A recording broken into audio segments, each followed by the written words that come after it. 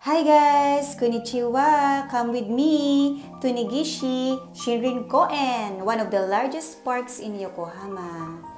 Ang ganda ng place guys, may mga tulips na because spring dito sa Japan, may mga sakura din. Pero 1 week na lang to guys, matatapos na ang sakura.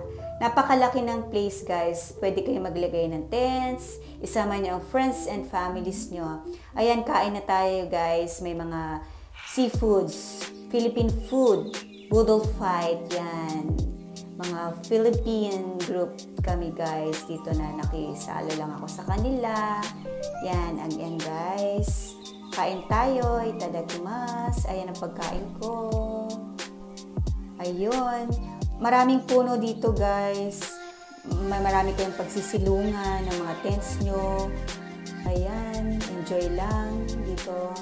Masarap dito guys sa place na to. Ayan guys, tingnan nyo. Lakarin nyo ang buong place, malawak. Ayan, ang lawak-lawak ng lugar. May mga puno, may mga plants. May sakura din. Saka yung sakura guys, ayan, patapos na.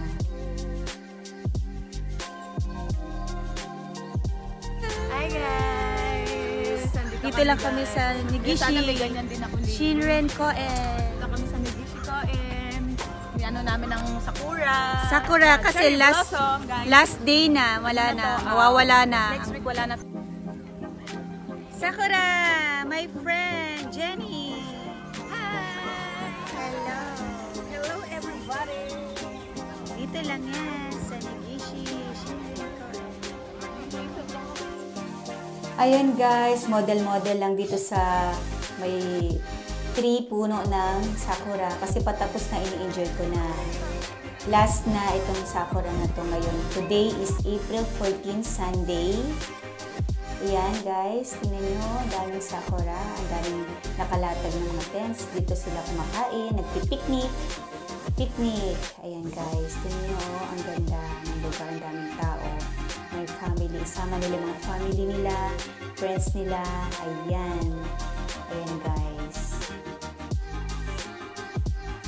Makikita nyo ang luwang-luwang ng lugar na to. Napaka-luwang, napakalaki ng lugar na to.